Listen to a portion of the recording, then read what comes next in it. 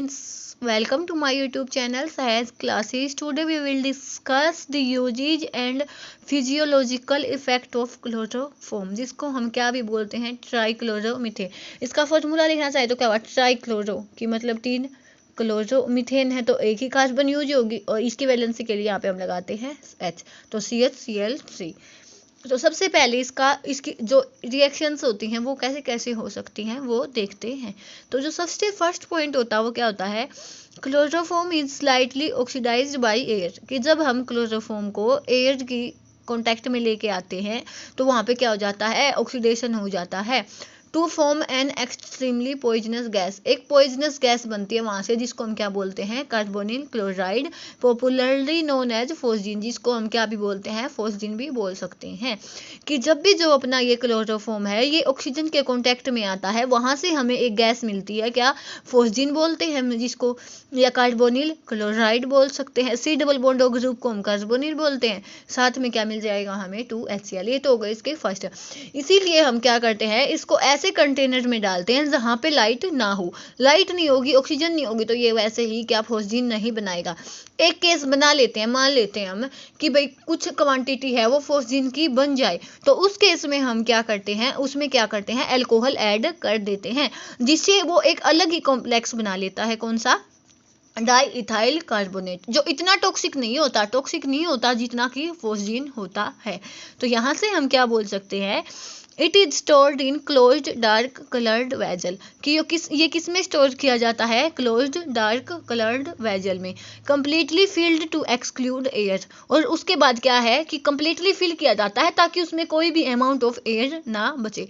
उसके बाद क्या किया जाता है, 0.6 to 1% of alcohol is added, alcohol को ऐड किया जाता है। क्यों, to which destroy traces of phosgene that may be formed during storage, कि जब हम उसको स्टोर करते हैं तो हो सकता है कुछ ऑक्सीजन उसके साथ कंबाइन होकर फोस्जीन बना ले, तो उस फोस्जीन को डिस्ट्रॉय करने के लिए हम उसमें क्या डालते हैं, अल्कोहल डालते हैं।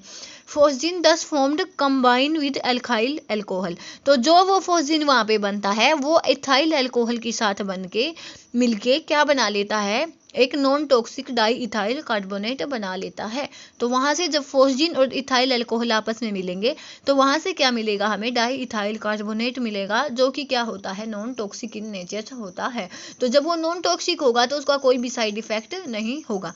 तो अब चलते हैं नेक्स्ट पे, क्या है, it react with silver powder to give acetylene या इथाइलिन भी जिसको हम बोल सकते हैं, कि जब इसको सिल्वर पाउडर के साथ हम रिएक्ट करवाते हैं तो वहाँ से हमें क्या मिल जाता है, ये वाले Cl तो एक साइड से निकल जाते हैं, CH यहाँ पे ट्रिपल बॉन्ड मिलके हमें इथाइन या एसिटाइलिन मिल जाता है।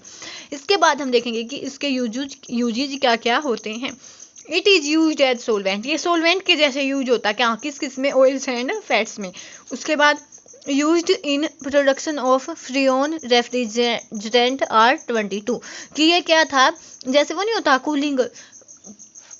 कूलिंग में यूज होता है, वैसे ही क्या होता है कि जो ये रेफ्रिजरेंट था R22 उसमें भी क्या यूज होता था, क्लोरोफॉर्म यूज होता था। अब क्या देखते हैं इसके psychological effect. Inhaling chloroform vapour depresses the central nervous system, क्या होगा कि जो भी अपना नर्वस सिस्टम होता है उसको क्या मिलेगा, उसको साइड इफेक्ट होगा जब भी हम क्लोरोफॉर्म को इनहेल कर लेते हैं।